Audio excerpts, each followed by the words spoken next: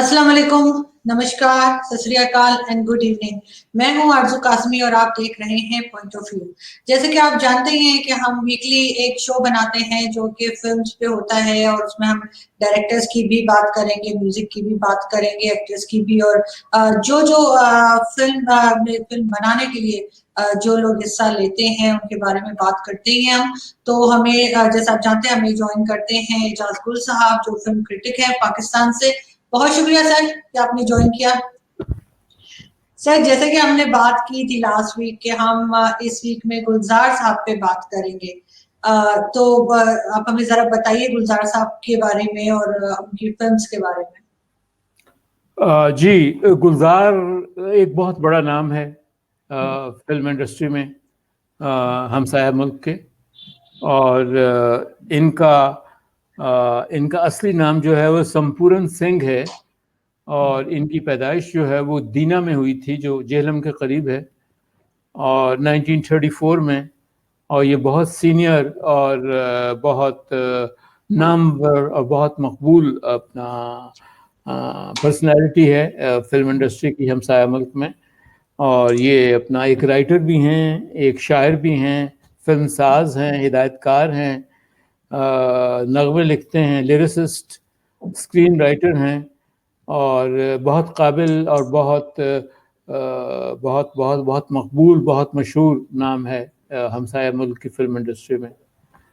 और इनकी मशहूर फिल्मों में मुझे जो इनकी फिल्म जो है, और हमारी फैमिली को भी जो इनकी फिल्म बहुत पसंद है, वो है मौसम, संजीव कुमार और शर्मिला टैगोर। लेकिन इनकी एक और फिल्म इजाज़त भी बहुत अच्छी थी, और फिर आंधी जो आपको भी बहुत पसंद है जी। और अंगूर और माचिस। उनके गीत जो हैं वो ज़िंदगी के मुख्तलिफ हिस्सों की नुमाइंदगी करते हैं। और इन्होंने अपना अपना आगाज़ जो है अपना प्रैक्टिकल, इन्हें एक वजह से शिकायत है कि अपनी तालीम मुकम्मल नहीं कर सके।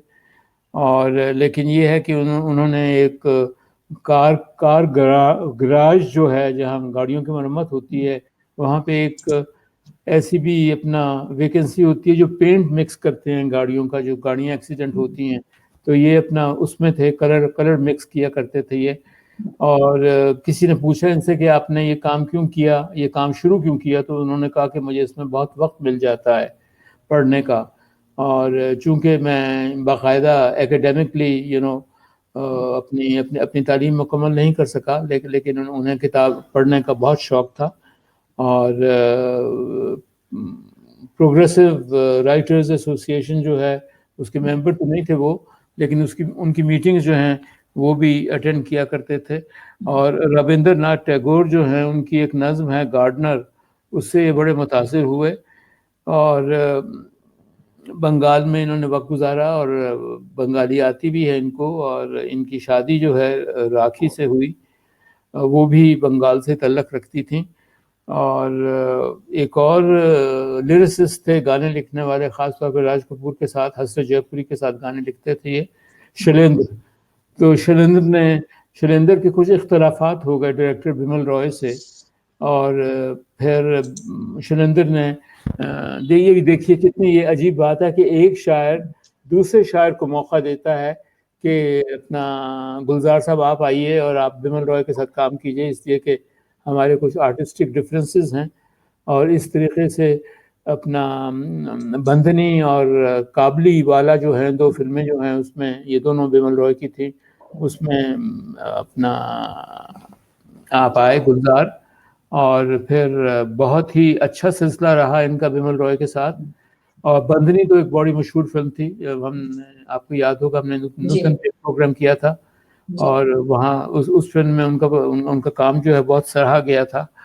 और इस तरीके से बिमल रॉय के साथ इन्होंने बहुत काम किया अपना।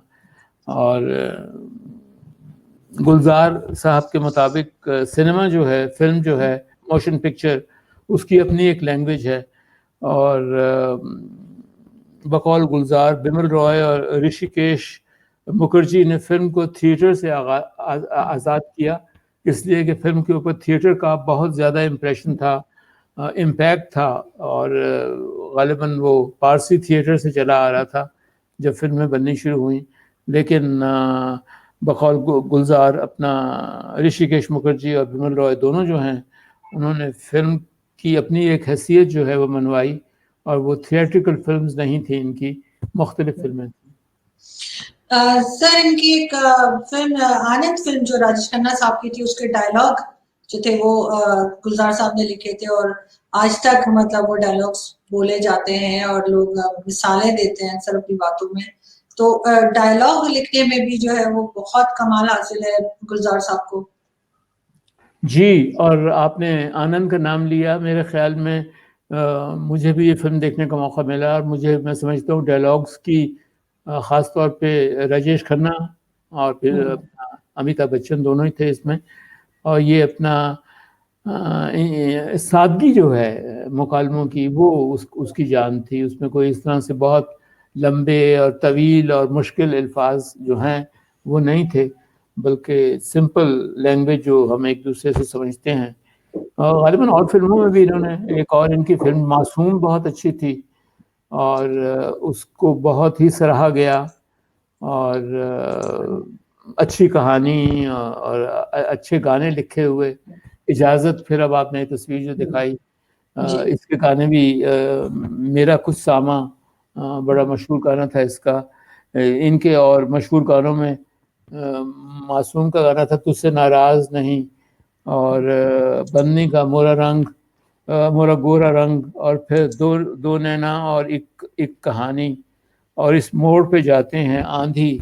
ये इनके बहुत मशहूर गाने हैं, और आप भी गुलजार की फ़ैन हैं, और आपको भी बहुत इनके गाने पसंद हैं। इनके गाने पसंद होने चाहिए जो भी फिल्म को पसंद करता है, इसलिए कि अपना ये एक इंग्रेडिएंट जो है अपना फिल्म का, वो उसका स्क्रिप्ट, उसके गाने और उसका स्क्रीन प्ले है, और ये गुलजार ये चीज़ें जानते हैं बड़े अच्छे तरीके से। बिल्कुल। और सर फिल्म देख के अगर आपको ना भी मालूम हो कि ये गुलजार साहब की फिल्म है, और आपने जैसे कहीं से टाइटल निकलने के बाद स्टार्ट किया हो, तब भी आप बता सकते हैं लोग कि गुलजार साहब की फिल्म है। उसी में से एक बेहतरीन फिल्म उनकी है लेकिन, जिसमें विनोद खन्ना साहब थे और डिम्पल कपाडिया। तो इसकी भी कहानी बहुत इंटरेस्टिंग थी। डायलॉग्स तो हमेशा ही अच्छे होते हैं। तो बल्कि मैंने ये सुना था कि उनके इंटरव्यू में मैंने देखा था विनोद खन्ना साहब के, कि जब वो वापस आए थे, वो जो आश्रम में चले गए थे, तो उनकी बहुत दोस्ती थी गुलजार साहब से, और वो उनसे मिलने के लिए गए और उनसे कहा कि मैं वापस आया हूँ और मुझे काम चाहिए। तो उन्होंने सबसे पहली फिल्म जो वो शुरू कर रहे थे, लेकिन उसमें विनोद खन्ना साहब को काम दिया था, और मेरा नहीं ख्याल कि उनको हटा के कोई और एक्टर इतना जबरदस्त उसमें फिट होता जो विनोद खन्ना जी ने इसमें लेकिन में काम किया था। और बहुत इंटरेस्टिंग, बहुत साफ, जैसे कहते हैं ना तलफ्फुज उर्दू का, हिंदी का, वो था विनोद खन्ना साहब का। जैसे कि वो मैंने ये भी सुना था कि रेखा जी जो है उनको उर्दू गुलजार साहब ने शायद सिखाई, जब वो फिल्मों में नई नई आई थी, तो उनसे उन्होंने उर्दू की क्लासेस ली थी। जी, अपना आरजू लेकिन फिल्म जो थी उसके, अगर मुझे गलती नहीं हो रही तो उसकी प्रोड्यूसर जो हैं वो लता मंगेशकर थी, और बहुत ही अपना अच्छी फिल्म थी, आर्ट फिल्म थी ये। मैं मतलब है जैसे कहते हैं घिसे पिटे फार्मूले जो हैं बॉक्स ऑफिस के, वो इसमें नहीं थे। बड़ी मुख्तलिफ फिल्म थी, और गुलजार साहब ने मुख्तलिफ काम तो किया ही सारी ज़िंदगी में, कोई घिसा पिटा काम नहीं किया। इनका काम और लोगों से अलग है, और जैसे आपने कहा वो पहचाना जाता है काम कि ये गुलजार का लिखा हुआ गाना है, ये गुलजार की नज़्म है, ये गुलजार का स्क्रिप्ट है, ये गुलजार की फिल्म है। और ये बहुत बड़ी बात है जब आप एक अपनी छाप लगाने में कामयाब हो जाएं फिल्म इंडस्ट्री में, और आंखें बंद किए हुए कोई कह दे कि भाई ये गाना जो है, या ये शायरी जो है, ये अल्फाज जो हैं ये गुलजार के हैं, और ये बड़ी खूबसूरती है। लेकिन ये है कि इसमें एक उम्र लग जाती है अपना अपना मकाम बनाते हुए। और गुलजार साहब को बच्चों से भी बहुत प्यार है। उनकी एक बेटी है जिसे वो खुद तो बोस्की कहते हैं बेटी को, और बहुत अजीज़ है इनको उनको बेटी। और उन्होंने बच्चों के लिए बहुत काम किया, बच्चों के लिए नज़में लिखी, गाने लिखे बच्चों के लिए, और उनकी नज़में जो हैं स्कूल में पढ़ाई भी जाती हैं, और ये भी एक बहुत बड़ा एजाज़ है उनका। मौसीक़ारों में ये भी बड़े ज़रूरी है, चूँकि उन्होंने लिरिसिस्ट हैं वो और अपना गाने लिखे हैं उन्होंने।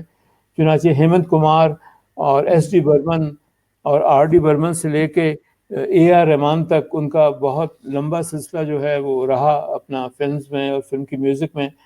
और लेकिन पर्सनली वो आर.डी. बर्मन जो एस.डी. बर्मन के बेटे थे उन्हें बहुत पसंद करते हैं और उनकी बहुत सारी फिल्में जो हैं उसकी म्यूज़िक जो है वो आर.डी. ने दी और इनका आपस में बहुत अच्छा लिएज़ॉन था, एक दूसरे को समझते थे, वो इनकी शायरी को समझते और थे। बिल्कुल, लेकिन जी, सर इनकी एक फ़िल्म ये जो मैं पिक्चर आपको दिखा रही हूँ परिचय, जी, जी। ये भी बहुत खूबसूरत फ़िल्म गुलज़ार साहब की और इस मतलब इसमें भी बच्चों का जैसे आप ज़िक्र कर रहे थे तो मुझे याद आया कि इसमें भी बच्चों के ऊपर स्टोरी थी ये और एक घर में 3-4 या 5 शायद बच्चे थे और उनको ये पढ़ाने के लिए जाते हैं जतिंदर और उसका एक गाना जो है ना वो मुसाफिर हूँ यारो, बहुत मशहूर हुआ। बहुत खूबसूरत गाना है किशोर कुमार जी का, ये जितनी बार भी सुने बहुत अच्छा लगता है। जी, जी। अच्छा उनके बारे में उनका सारा काम जो है उसके बारे में अगर कोई उसको करना चाहे, कूज़े में बंद करना चाहे, तो वो ये है कि उन्होंने तस्वीरें जो हैं उनको अल्फाज की शक्ल दी, अल्फाज का रूप दिया।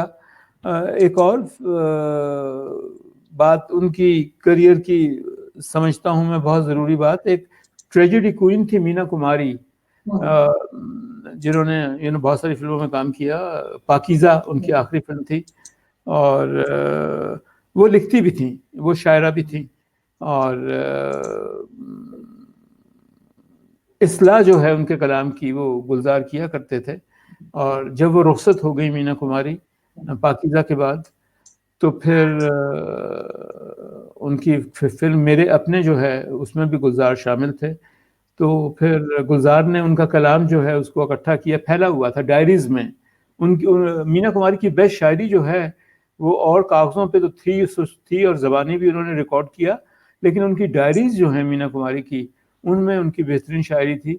और ये अपना एक तरीके से समझ लीजिए कि ये गुलजार के करियर का और वक्त था कि उनको ये मौका मिला, उनका एजाज़ बनता है ये कि उन्होंने उस शायरी को इकट्ठा किया और फिर पब्लिश किया।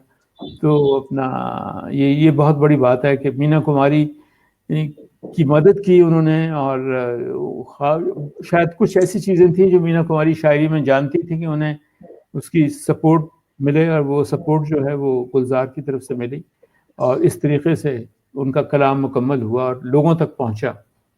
बिल्कुल और सर एक फ़िल्म उनकी आई थी रुदाली डिम्पल कपाड़िया के साथ और उसमें उन लोगों का कैरेक्टर बताया गया था या वो लोग थे दिखाए गए थे जो हर जगह पे जिसे कहते हैं ना कि क्या कहना चाहिए कि किराए पे या पैसे लेके वो वहाँ पे रोने के लिए या बैंड डालने के लिए बुलाए जाते हैं, इस तरह की कोई स्टोरी थी।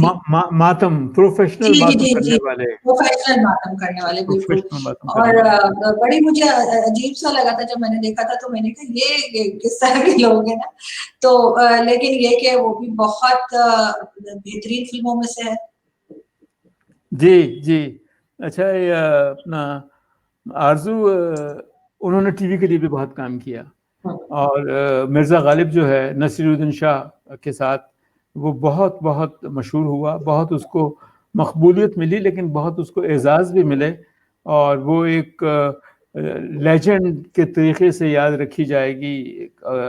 मिर्ज़ा गालिब की कहानी, उनका करियर, उनकी शायरी, उनके तमाम तलक़ात जो हैं उसमें उन्होंने उनको डाल दिया और ये भी एक बहुत बड़ा एज़ाज़ था उनका। वो कहते हैं, ये अब थोड़ी-सी उनकी अपनी बातें कर रहा हूँ, वो कहते हैं कि उनको अपनी पहचान जो है, अपनी लेगेसी जो है, जो वो छोड़ के जाएँगे उसकी बिल्कुल फ़िक्र नहीं है और वो कैसे याद रखे जाएँगे, वो इससे बिल्कुल मुकम्मल तौर पे बेपरवाह हैं और ये बात वो बड़े अच्छे तरीके से जानते हैं और उन्हें इसकी कोई फ़िक्र नहीं है कि वो लोग उन्हें कैसे याद करेंगे। लेकिन मैं समझता हूँ कि जो कुछ उन्होंने किया इस ज़िंदगी में, वो बहुत कुछ है। As a writer, as a director, as a producer, as a lyricist और उन्होंने फ़िल्म को इज़्ज़त दी है, फ़िल्म को एक मकाम दिया है और वो घिसे-पिटे मौज़ू जो और प्रोड्यूसर्स और डायरेक्टर्स और राइटर्स करते हैं कमर्शियली रिडन, वो उन्होंने नहीं किया। उनकी शायरी भी जो है वो आम जिंदगी की शायरी है वो, और वो ये कहते हैं कि शायरी जो है वो आम भी हो सकती है और आम आदमी जो है वो भी उसको शायरी कर सकता है। और वो हाँ, एक और बात बड़ी अच्छी करते हैं, वो कहते हैं कि फिल्म और अदब जो है ये हैं तो साथ साथ लिटरेचर एंड फिल्म्स, लेकिन फ़र्क सिर्फ इतना है कि लिटरेचर जो है वो 5,000 साल पुराना है और फिल्म जो है वो सिर्फ 125 साल पुरानी है। लेकिन फिल्म पे अदब का एक रहा है, छाप रही है, साया रहा है, लेकिन फिल्म अब बजाते खुद उससे निकल भी रही है। और ख़ासतौर पे शॉर्ट फिल्म जो हैं, जो 5 मिनट की, 6 मिनट की, 8-10 मिनट की बनती हैं, वो उस ज़रूरी नहीं है कि वो अदब का हिस्सा हों। और अब फिल्म जो है वो अपना खुद मकाम बना रही है, जो बाज़ औक़ात कई दफ़ा अदब से अलग होता है। और दूसरे अल्फाज में बकौल गुलजार सिनेमा जो है बालिग हो रहा है 125 साल के बाद, और उसकी अपनी एक छाप है, अपनी एक ज़िंदगी है फिल्म की। और हाँ, 1947 की पार्टीशन, ये एक बहुत बड़ा घाव है गुलजार साहब के लिए। गालिबन वो 8-9 साल के होंगे जब 1947 में पैदाइश हुई उनकी। 47 में जो पार्टीशन हुई, और बकौल उनके कि वो पार्टीशन के घाव जो हैं, जो दर्द मिले उनको, एक्चुअली दीना में थे वो, और वहाँ से वो फिर माइग्रेट करके जो अब हिंदुस्तान है वहाँ गए। लेकिन जो कत्ल व गारत हुआ, और कत्ल व गारत के हवाले से वो ये भी कहते हैं कि मैं जब अखबारों में पढ़ता हूँ कत्ल व गारत, तो मुझे बहुत तकलीफ़ होती है। और पार्टीशन का दर्द जो है वो 24 घंटे उनके साथ रहता है, रात को वो उठ जाते हैं। और आई सपोज़ जो मनाजिर थे पार्टीशन के, हमने उन्हें मारा, उन्होंने हमें मारा, हमने उन पे जुल्म किया, उन्होंने हम पे जुल्म किया। तो ये दोनों तरफ ही की कहानी है, अगर आदमी इम्पार्शियल होकर सोचे। और वो कहते हैं कि और बहुत सा काम किया उन्होंने पार्टीशन के ऊपर, ना सिर्फ फिल्मों में, बल्कि उन्होंने टेलीविज़न पे बहुत सारा काम किया। और पार्टीशन को 72-73 साल हो गए, लेकिन उसका घाव जो है अब भी बहुत ताज़ा है उनके लिए। बिल्कुल।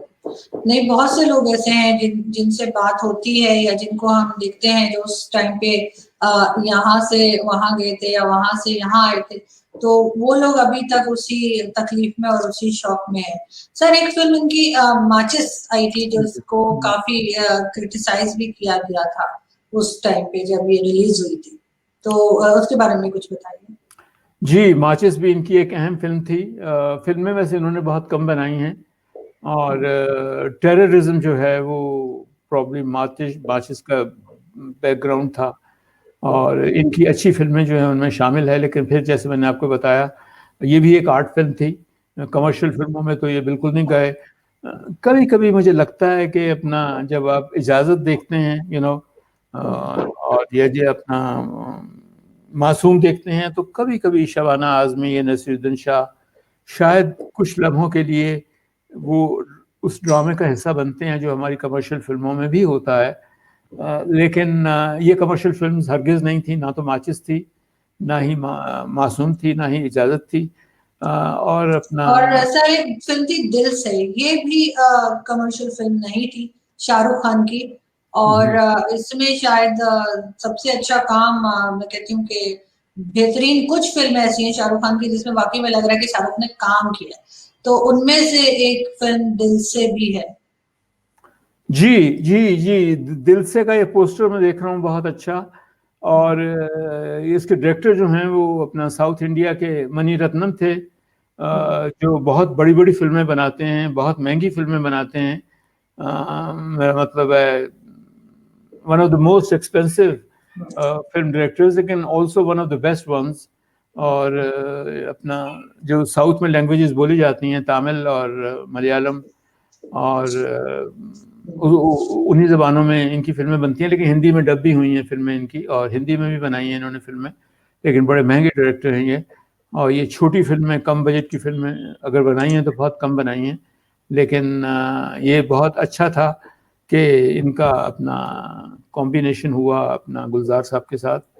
और गुलजार साहब जैसे आपने बताया उनका तलफ़्फ़ुज़, उनकी अदायगी जो है वो बहुत अच्छी है। अब वो बहुत कम काम कर रहे हैं, तो उनसे पूछा गया कि वो कम काम क्यों करते हैं?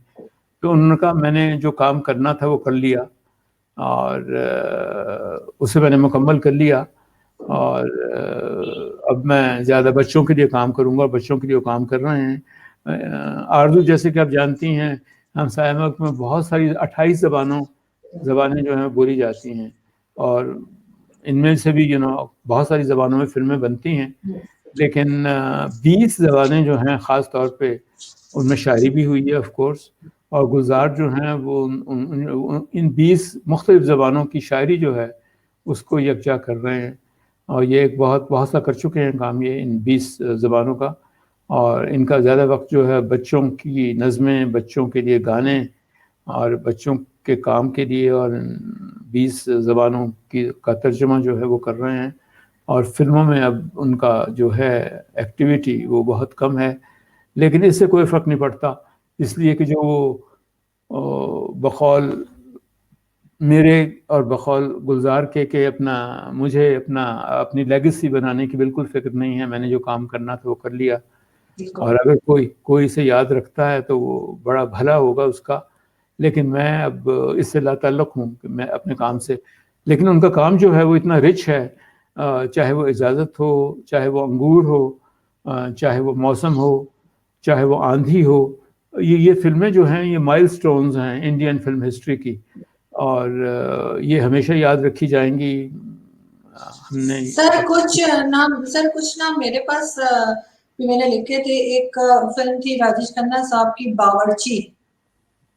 उसमें भी गुलजार साहब ने मेरे ख्याल है कंट्रीब्यूशन गुलजार साहब की थी और इसके अलावा क्योंकि मुझे राजेश खन्ना साहब बड़े पसंद है, मैं उनकी फ़िल्में भी अक्सर देखती हूँ। तो नमक हराम एक फ़िल्म आई थी, उसमें भी जो है वो डायलॉग थे चुपके चुपके अमिताभ बच्चन और धर्मेंद्र बहुत अच्छे उसके भी डायलॉग बहुत लाजवाब डायलॉग थे और गोलमाल एक फ़िल्म आई थी, आपको याद होगी, अमोल पालेकर साहब की। तो वो भी बहुत अच्छा, हर फ़िल्म उनकी देख के ऐसा लगता है आम ज़िंदगी की बात हो रही है, आम आदमी की बात हो रही है। उस पुराने टाइम की जो फ़िल्में हैं उसमें भी वो जो एक फैंटेसी दिखाई जाती थी वो गुलजार साहब की फ़िल्मों में नहीं होती थी। वो लगता था आम से हमारे आपके घर की बात हो रही है और इस तरह का माहौल होता था।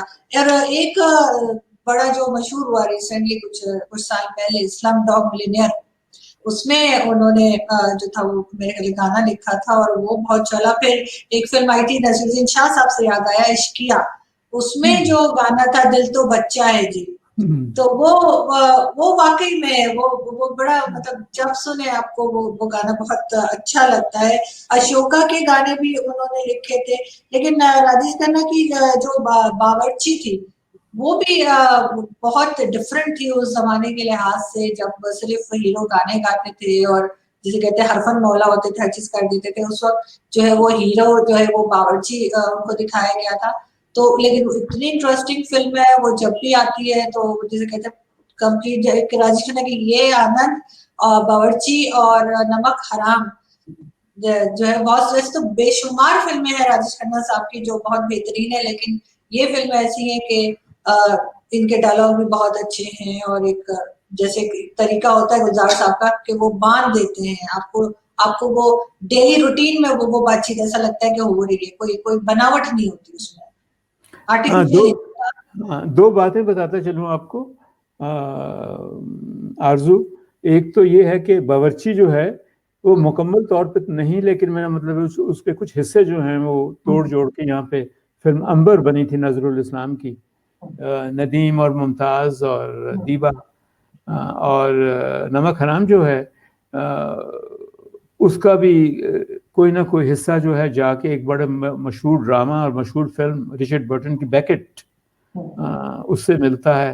और नमक हराम में तो बेवफाई है कि आपने एक बंदे को ट्रस्ट किया और आप समझे कि वो आपका बन के हो गया, आपके सही गलत हर चीज़ जो है आपकी मानेगा वो, लेकिन प्रॉब्ली उसका भी अपना ज़मीर है।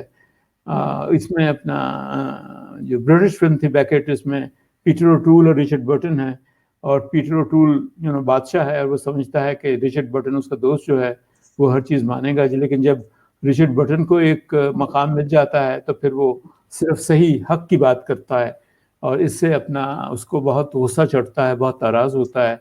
बादशाह जो है फिर वो उसको कहता है कि कोई उसको जाके कत्ल नहीं कर देता। ये नहीं कि उसको कत्ल कर दो, बल्कि कोई उसको कोई कत्ल कर क्यों नहीं देता, वो समय कहता है। और वाकई उसके जो लोग जो हैं उसको जाके अपना रिचर्ड बर्टन को मार देते हैं। और मशहूर फिल्म थी अपना नमक हराम। और बावर्ची जो है वो भी एक तरीके से काइंड ऑफ कॉमेडी थी कि ये मुलाजमत कर लेते हैं हीरोइन के घर। और अंबर में भी नज़रुल इस्लाम साहब ने उसके ये ट्रैक जो है इस्तेमाल किया। और अब ये देखिए ना कि ये ऐसी फिल्में हैं और ऐसा फिल्म मेकर है गुलजार, जिसकी फिल्मों पे फिल्में बन रही हैं, बहुत बड़ी बात है ये।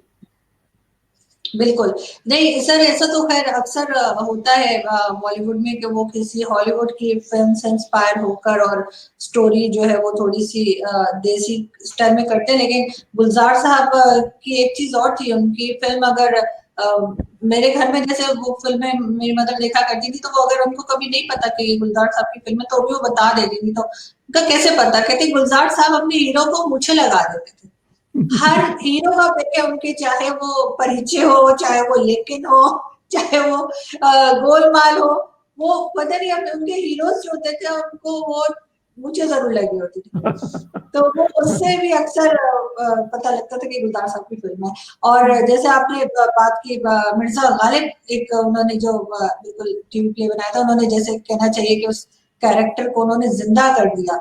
और जो उसमें जिस तरीके से जगजीत सिंह जी ने जो गाया, तो वो चीजें जो है वो आज तक यानी लोग सुनते हैं। और अब तो जैसे बहुत ज्यादा, अगर पहले भी बहुत फैन हुआ करते थे मिर्जा गालिब के, लेकिन अब कहीं उससे ज्यादा है, क्योंकि लोगों ने उस प्ले को देखा, उनकी गजलों को सुना, और ये देखा कि वो मिर्जा गालिब किस तरह के इंसान थे, वो बताया उन्होंने। तो वो बहुत लाजवाब काम है सर, वो भी जो है वो टीवी पे इस तरह से लाना। लेकिन पाकिस्तान की टीवी ने भी कोशिश की थी उस प्ले को बनाने जी, की, कवि लेकिन कवि लेकिन साहब, कवि साहब। बिल्कुल, लेकिन मुझे तो वो बिल्कुल पसंद नहीं आया, या बिल्कुल उस मेयार का नहीं लगा। गुलजार साहब ने एक और बात बताई, उन्होंने कहा कि मेरे गाने जो हैं, मैं जो शायरी करता हूँ फिल्मों के लिए, वो सिर्फ यही नहीं है कि ये अपना ये गाना हीरो पे पिक्चराइज होगा या हीरोइन पे होगा या सपोर्टिंग एक्ट्रेस पे होगा या कॉमेडियन पे होगा फॉर दैट मैटर, बल्कि मैं ये भी जानना चाहता हूँ कि वो अपना वो उसका किरदार क्या है, उस का जो ये गाना गाएगा, जिस पे पिक्चराइज होगा गाना, और उसका कैरेक्टर क्या है। और ये उसकी सिचुएशन तो खैर बता दी जाती है कि गम का गाना है या खुशी का गाना है, लेकिन वो इससे अलावा और भी पेचीदगियों में जाते हैं अपना उस कैरेक्टर के। और अभी अभी गुलजार साहब की एक और फिल्म दिखा रही हैं आपको, ये नमकीन। संजीव कुमार थे गालिबन और शमीला टैगोर थी, शबाना आजमी भी थी। शबाना आजमी भी थी इसमें। और जो अब पीछे मुड़ के देखें, फ्रॉम द 60s, जब इन्होंने बिमल रॉय के साथ काम करना शुरू किया, और अब देखें आज जहाँ ये बच्चों पे काम कर रहे हैं और अपना ज़बानों का तर्जुमा कर रहे हैं मुख्तलिफ, तो एक ही शख्स ने एक ही ज़िंदगी में कितने काम कर डाले। इनका एक बहुत मशहूर है कि ये ना देखें कि ज़िंदगी कितनी लंबी है, बल्कि ये देखें ज़िंदगी कितनी बड़ी है और आपने इस ज़िंदगी में क्या कुछ किया है, क्या ये कुछ है। आनंद में सर ये डायलॉग था शायद, अच्छा अच्छा, ये राजेश खन्ना की फिल्म आनंद का डायलॉग है ये, बिल्कुल। हाँ हाँ हाँ हाँ, जिंदगी लंबी नहीं, जिंदगी बड़ी होनी चाहिए, बड़ी होनी इस तरह चाहिए, की कोई।